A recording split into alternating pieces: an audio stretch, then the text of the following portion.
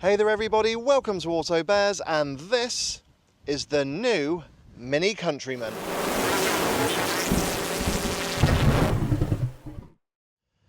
Now, when a manufacturer brings out a new generation of car, what you usually find is that the car itself gets bigger, the styling gets bolder, and it is packed with the latest technology. So for this third generation Mini Countryman, as we can clearly see, it has grown. It is no longer a Mini. This is definitely a Mega Countryman. The styling, yep, has definitely gotten bolder, and of course it is jam-packed with the latest technology. But for the first time, you can get the Countryman as a full electric car. However, for this review, we're going to stick with this, the ICE version of the Mini Countryman, and I've had it for a week, and I'm going to let you know two things. Number one, what's it like? And number two, even though it has grown in size, has it lost any of that mini-ishness that we've come to know and love? Stick with me to find out. Now, of course, with the Countryman being an SUV, and we all love SUVs, it has been a massive success because it offered a little bit extra for those who didn't want the mini hatchback, i.e. 2 extra doors and a higher hip point.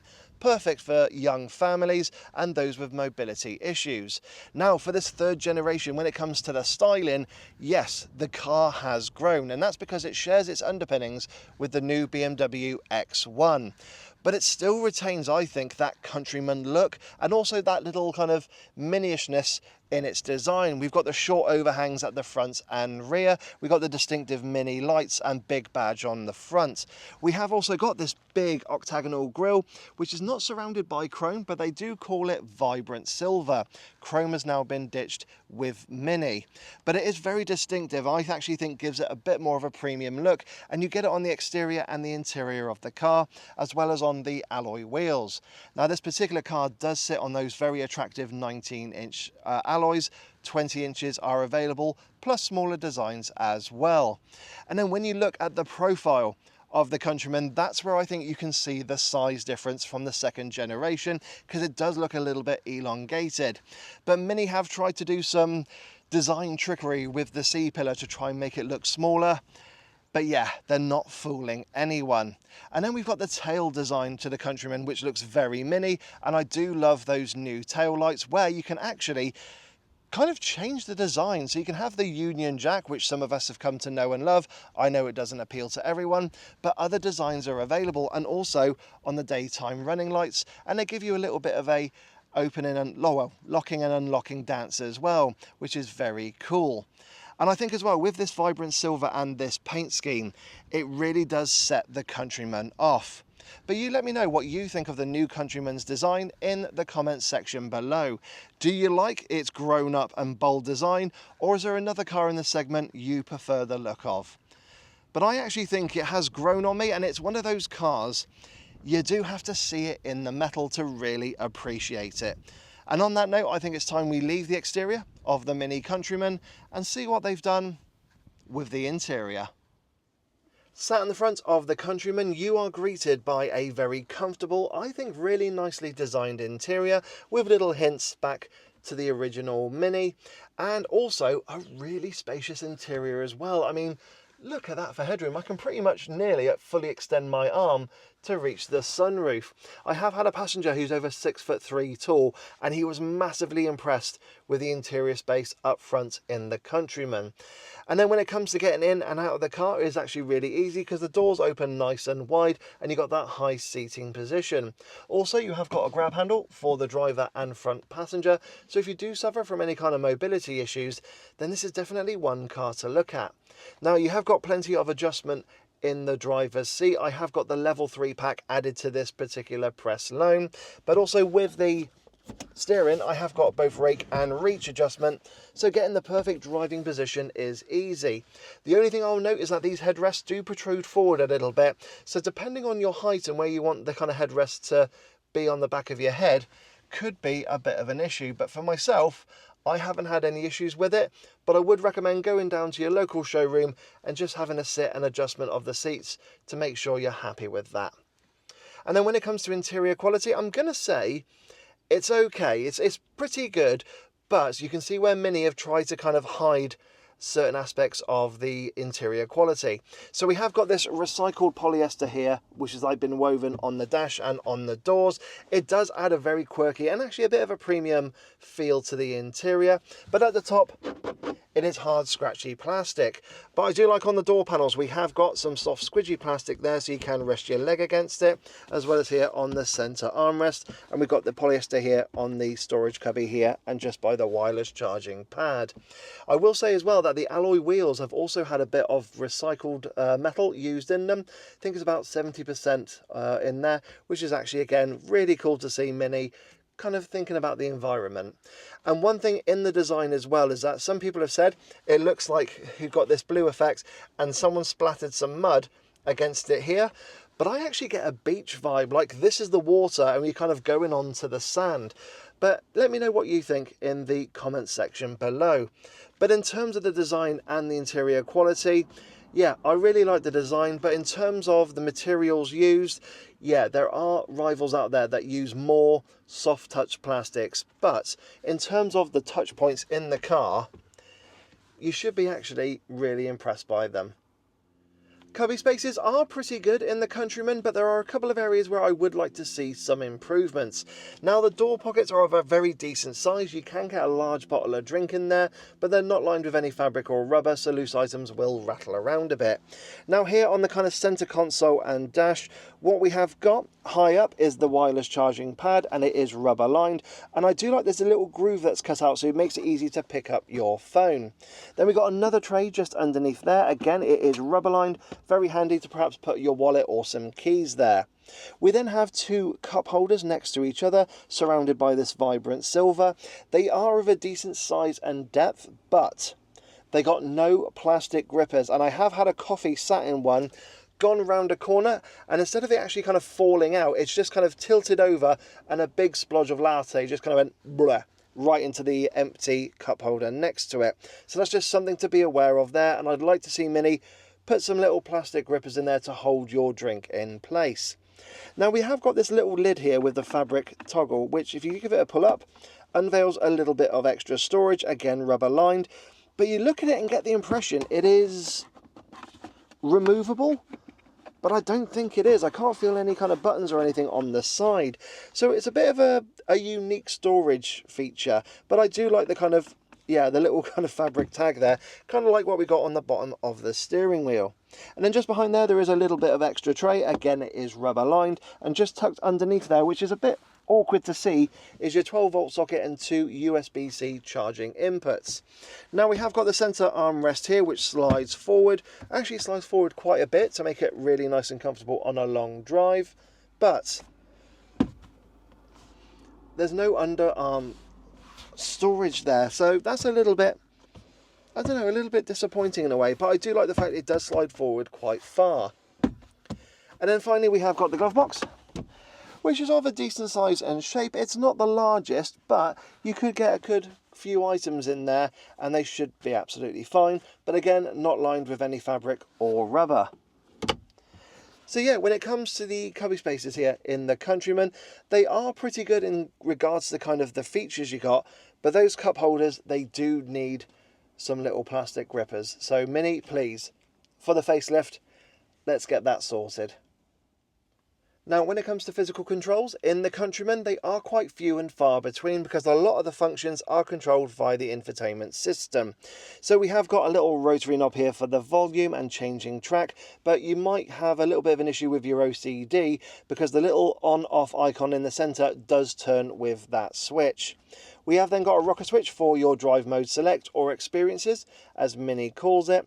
We have got then a little turn key in the center where you put your foot down on the brake and turn it to the right to start the engine.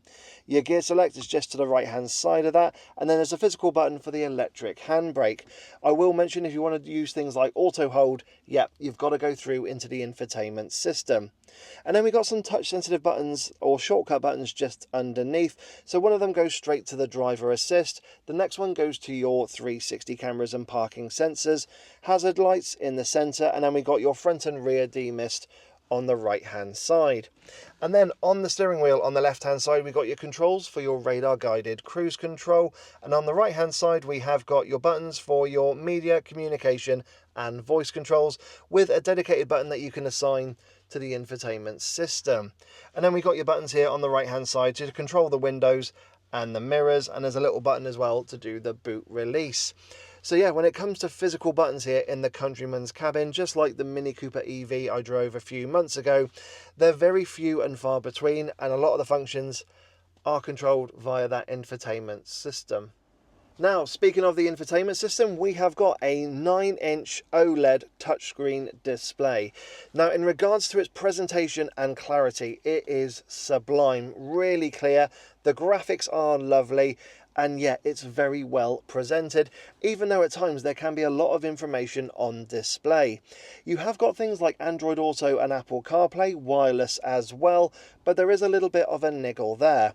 But the one thing you will find as you go through it is that there are a lot of menus that you can go through, and it does take a bit of time to get used to it.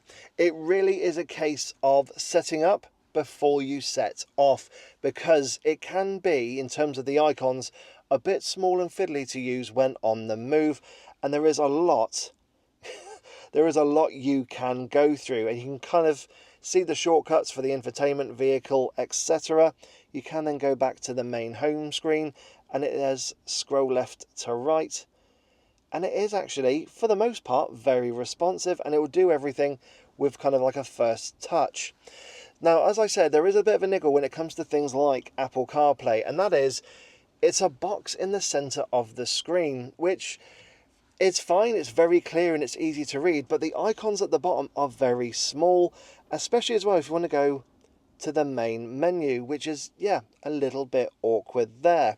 So what I'd like to see in kind of, I don't know, maybe a software update, is see the screen kind of extend to the edge of that circular display, and then having these shortcut buttons on the right hand side, because A, they can be larger, and B, they'll be a little bit closer to me as well, so it's easier to use when on the move.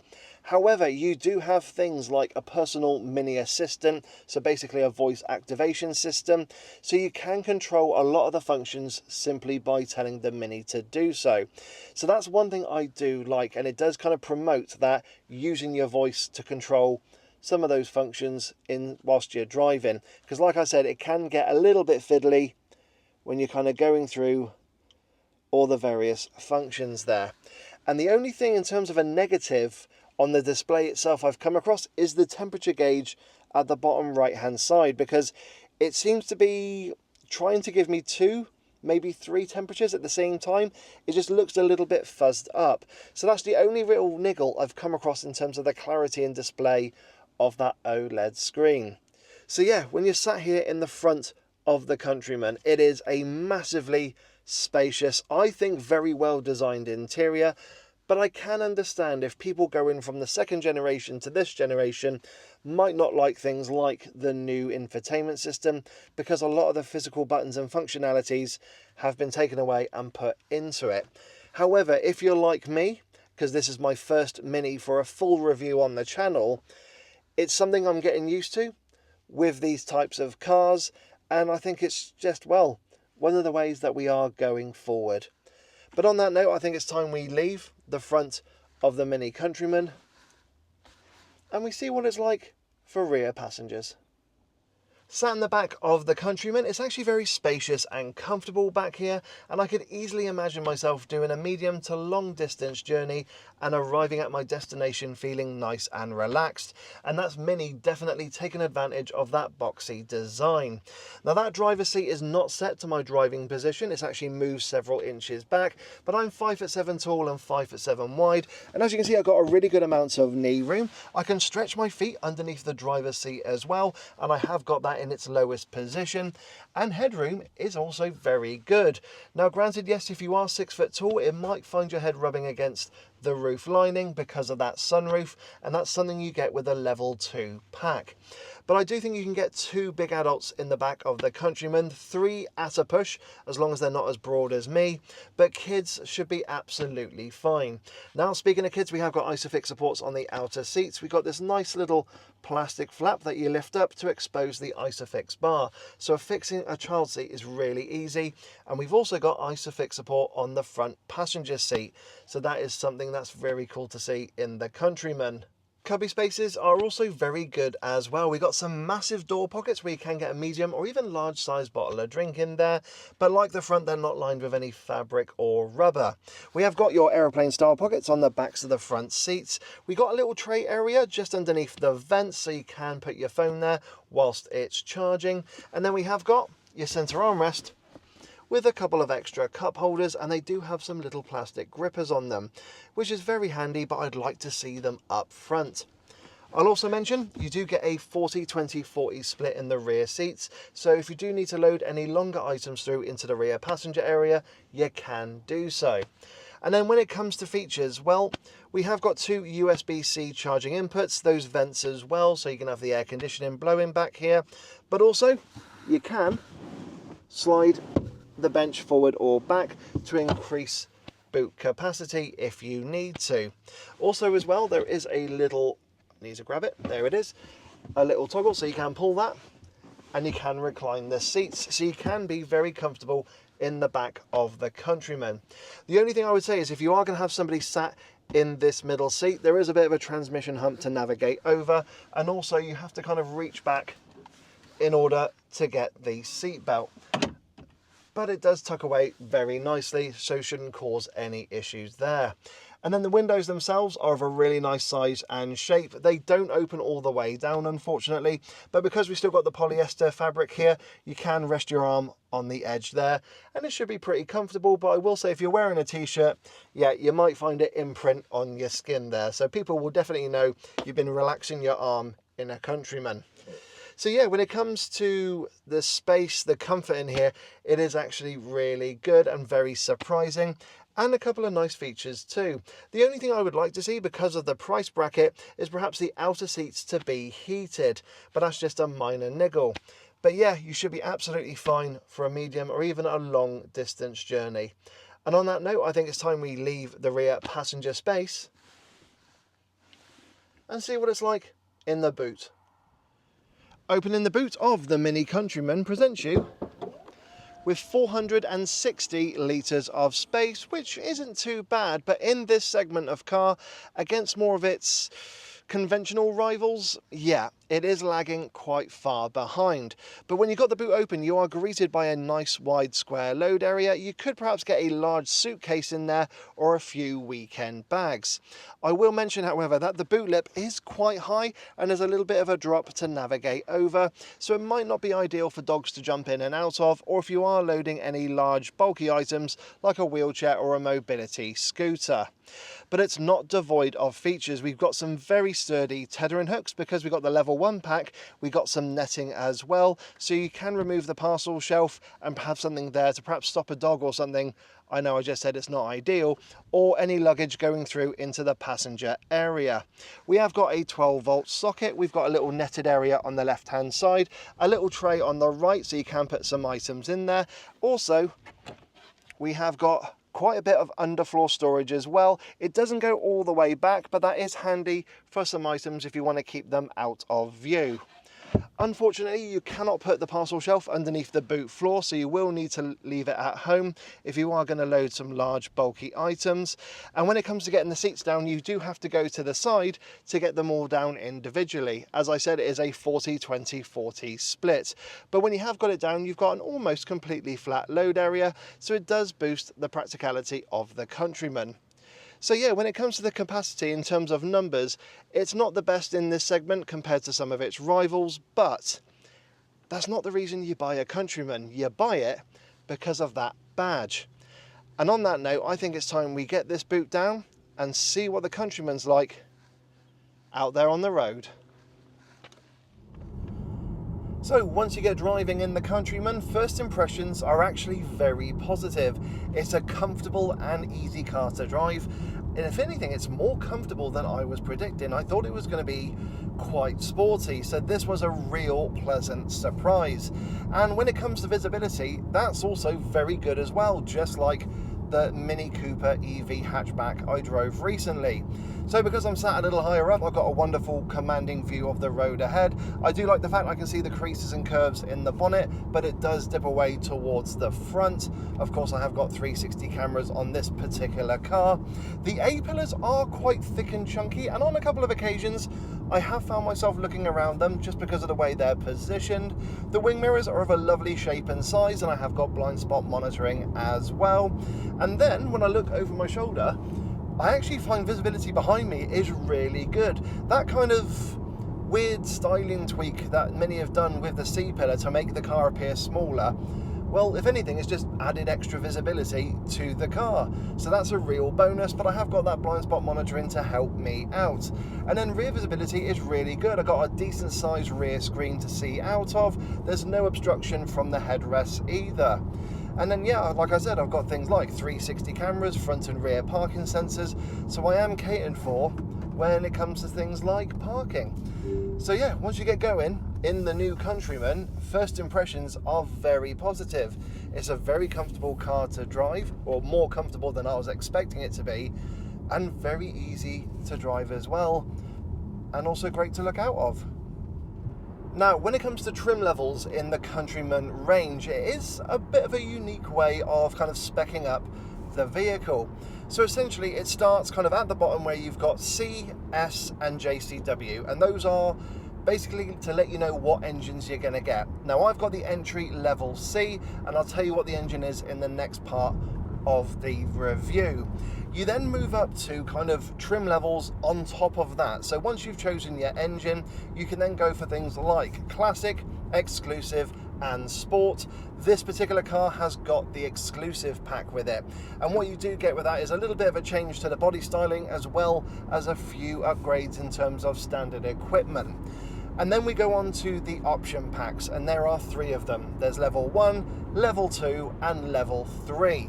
Now, if you go for the S or JCW, you will get level 1 as standard. Now, if you go for the C, which is what I've got, I recommend going for the level 1 anyway, because you do get lots of really kind of handy features. Things like the head-up display, and you got things as well like keyless entry. I will put them down in the description below what you get with those option packs. Now, if it was me personally, and I was going for this C trim, and I will say it's kind of probably the pick of the bunch, and I'll explain that when we go on to the performance side of things. But basically, I would go for level 1 and level 2. Level 1 because you get things like the HUD and everything else that I've said, but also level 2 because you get the Harman Kardon sound system and that amazing panoramic glass sunroof, and that's usually something you get on like the last level or the top level, so it's great to kind of see it midway, and also you save yourself a little bit of money.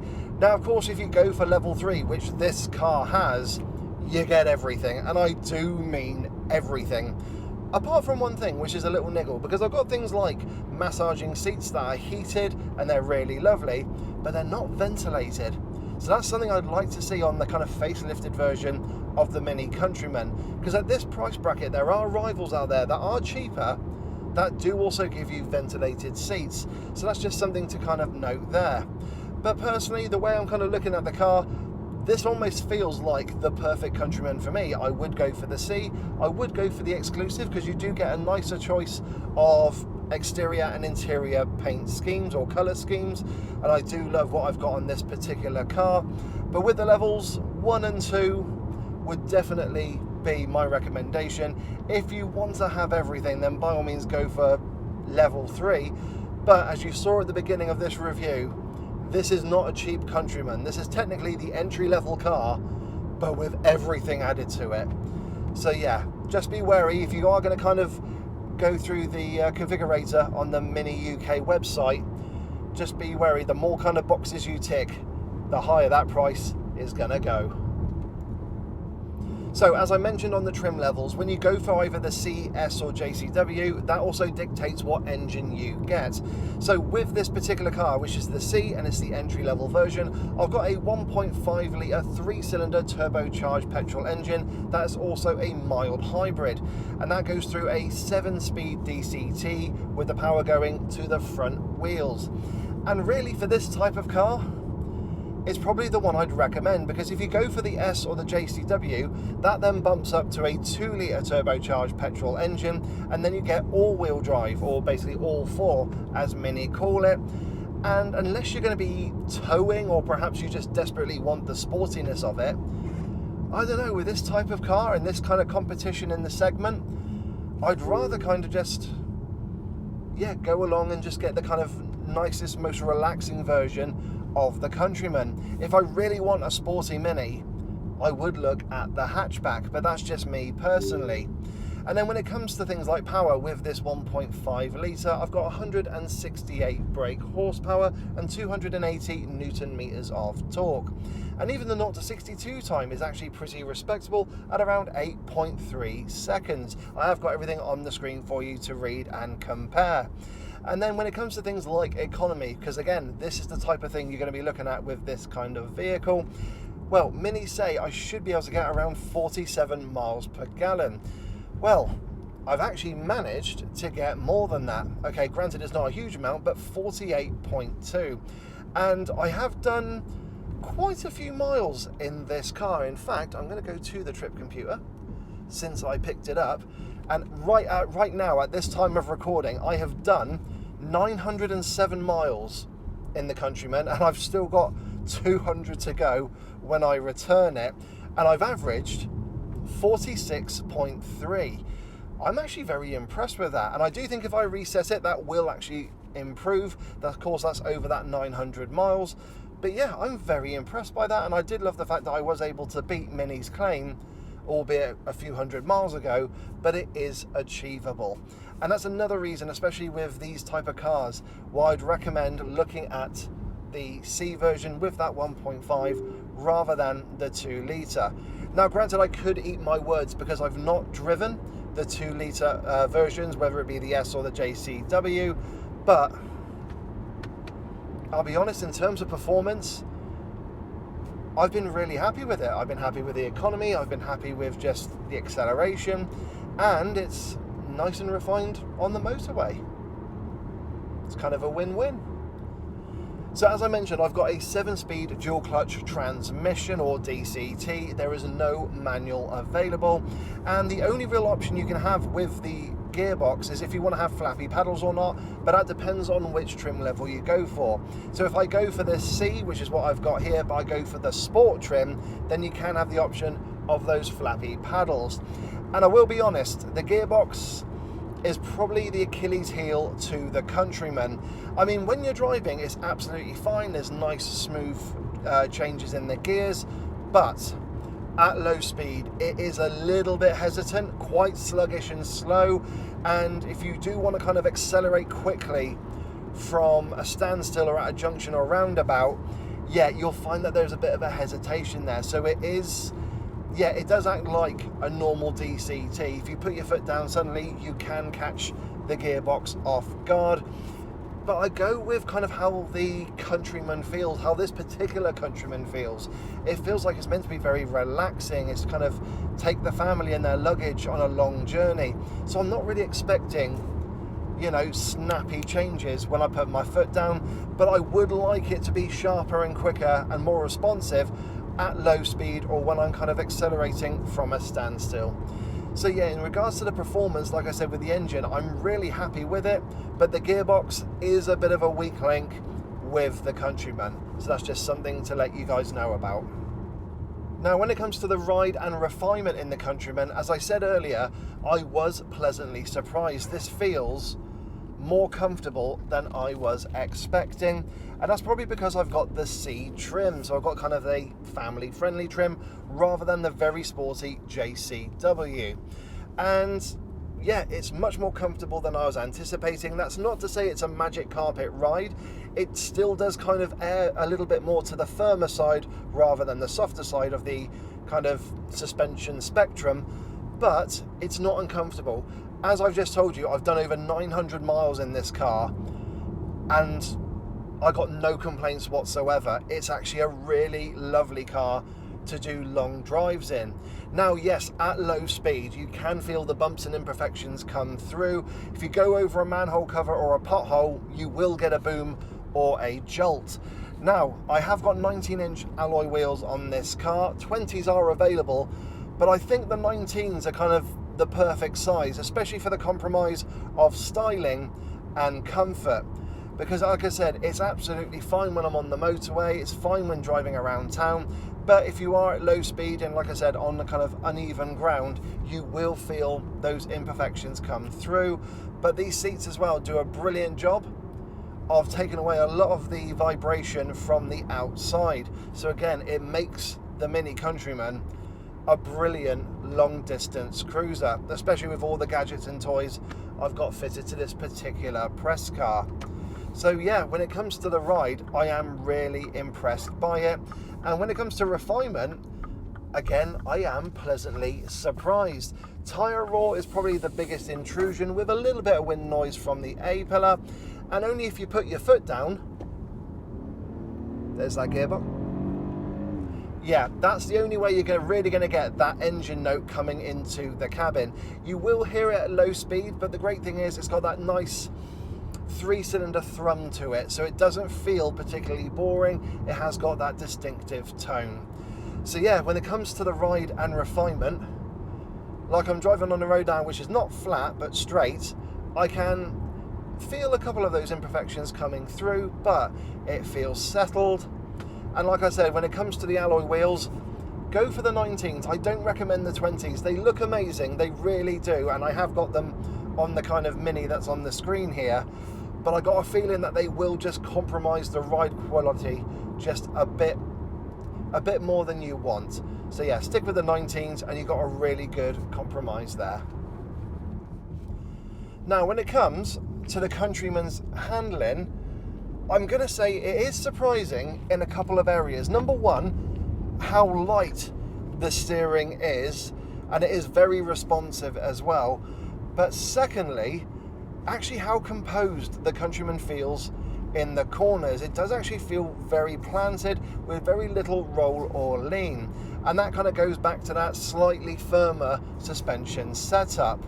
Also, the steering wheel, I really love the size and shape of it. It is quite thick in certain areas, but that's something we've come to expect from BMWs and Minis. But yeah, the big thing is just like how light it is, which is perfect for everyday driving and around town. But if you do want to kind of pick up the pace and go, say, on a quite tight and twisty B road, yet you won't feel quite as connected to the front wheels as something like a Cupra Ateca. But it's not that type of car. I mean, you'd have to go for the JCW to really get that kind of feel. But with this C trim and that 1.5, it's not meant to be sporty. This feels as though it's just meant to be a very lovely and easy family SUV to drive. So those are the two big surprises with the handling. Just how little it rolls and leans, but also how light the steering is. But for everyday driving, you'll have no issues whatsoever, because it makes the Countryman, also being this light, a doddle to park. So with my time in the Countryman, what have been some of the highlights and some of the little niggles I need to let you guys know about? Well, highlights have definitely been ease of driving, because I've got the level 3 pack added to this car, which has bumped up the price. It means in terms of driver aids, it's got everything. And when it comes to actually kind of doing a long distance drive, oh boy, this car has been effortless. I've been driving on the motorway and it just does everything for me, which I absolutely love. Something I will mention is that there are little lights on the steering wheel. So if you kind of let go of the steering wheel and it detects that you're not holding it, it flashes up on the steering wheel as well as on the head-up display and also on the OLED display. So that's a really cool little feature there. It also engages when you have the reverse assist. Now basically, that's a very quirky feature which I've not really needed to use, but it did automatically, I kind of put it there for me, which is if you are driving into, say, a multi-storey car park, and it's quite difficult and tricky to get yourself into that spot, but you're not confident enough to get reverse out of it, the reverse system will basically mimic where you've been. It will copy that path and allow you to get out of that space. Now that is a really cool feature, but I don't know how often you would come to use it. But going back to the kind of driver aids, the one thing I've loved on this is actually how advanced it's been, and it kind of shows, you know, having Mini on the channel now, how that step up in technology is showing itself. Now the best example is going from a drive from where I live into Scunthorpe. There's a long road which is about 2.5 miles long. There's some traffic lights and there's a couple of speed changes. So you turn the radar guided cruise control on and it just drives you there. It does everything that you want it to do. But as I was driving, it had me at 40 miles an hour. I could then see that it was changing the traffic sign to 60 to the national speed limit. It waited until we passed that sign to go up to 60. Really love that, but I have seen that in other cars. However, when it did the flip side, so going from 60 to 40, I was at 40 miles an hour by the time I got to the sign. So it didn't wait till after I passed it, it got there literally as I'm passing it. So that I thought was brilliant, because that can avoid you getting a speeding ticket, because the police can be quite sneaky by hiding there, so you know they'll catch you just after that sign. So that I really loved. The other thing it did is it noticed the traffic lights had gone to red, so it took me to a complete stop, and I actually saw traffic lights on the system to let me know that. I thought that was absolutely brilliant. Now on the flip side, yes, having all these safety systems mean that when you change speed zones, when you go a mile an hour over the speed limit, you are going to get the bongs coming through. And also the traffic sign recognition, when it's linked to that radar guided cruise, has been wrong on a couple of occasions.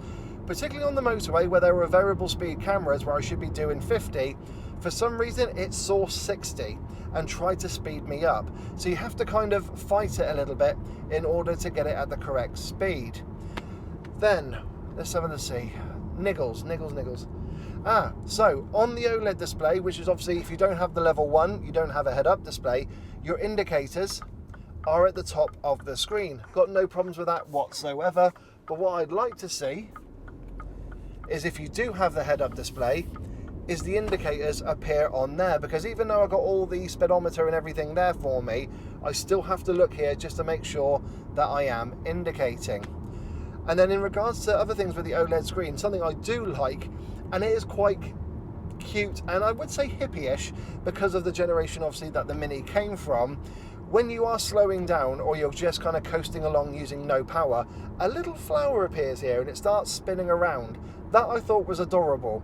And then on the flip side, when you put your foot down, it turns into a rocket. So yeah, it does kind of feel like a hark back to the old Minis of the 60s where it's all about love and peace, but then we had the Cold War, so there was a giant rocket there as well. So I don't know if it's in regards to the Cold War, but yeah, you had a rocket anyway. Could just mean that you're speeding up a bit. But other than that, no, this is an absolutely lovely car, and there are so many pluses to it over the little niggles. And like I said, they are genuine little niggles. And if anything, they're probably more personal preferences. So on that note, I think it's time we go to the conclusion. So what are my thoughts on the new Mini Countryman? Well, firstly, I am massively impressed by it. The amount of space, the way it drives, the ride comfort, the technology. It is a really lovely car, and I'm so glad to have Mini properly on the channel now with this full review. It still has those Mini-esque features that we've come to know and love, and also the fact of having this new screen in the center now is definitely a nice kind of hark back to the Minis of yesteryear, and it's a nice way of incorporating new technology. On the flip side, I know that's not going to be for everyone, and also there's another factor to consider, is the fact that the car has grown, the price has grown as well. And yes, this is going to go up against some of its premium rivals from the likes of Volkswagen and Volvo, even BMW, but also those brands that for a few years ago we considered just consumer brands. The likes of Hyundai Group, Stellantis, Ford, Nissan. They are really coming into their own with brilliant family SUVs. So, in some areas, the Countryman really does stand out. It's very unique in its styling. I know it's not to everyone's taste, but it's got its quirks. It has got those little mini factors that we've all come to know and love. It's just in a bigger package now, and unfortunately, yeah, a more expensive package.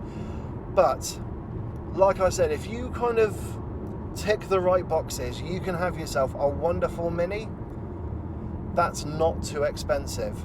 Like I said, go for the C, go for the exclusive trim, have a nicer choice of interior and exterior colours, and packs level 1 and 2.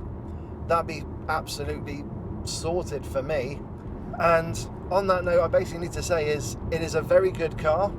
I think you've really got to want a Countryman. They are going to sell a load of them. I have seen quite a few of them on the road already. But like I said, if you're just careful with that options list, you can get yourself the perfect car, and it's still very good value for money. So yeah, it's a very good family SUV, but it still retains those quirky mini quirks that we've come to know and love. And I know I said quirk a few more times there, but still, quirk. So everyone, I hope you've enjoyed my review of the new Mini Countryman. As always, don't forget to like, don't forget to subscribe, and hit that bell notifications icon to let you know when I, Dave the Auto Bear, bring out a new video. If you've got any questions about the Countryman and my time with it, please put them down in the comments section below, and I'll do my utmost to answer them. And yeah, I've been massively impressed with the new Countryman. I'm looking forward to getting more Minis on the channel, and don't also forget to follow and subscribe on social media like Instagram, X and Facebook for additional content as well. So yeah, I really enjoyed this car. I'm not really kind of looking forward to taking it back to Mini. However, I will be swapping it for something very nice. But in the meantime, guys and girls, have yourselves a wonderful day, and I will catch you all in the next video. So take care, everybody, and bye-bye.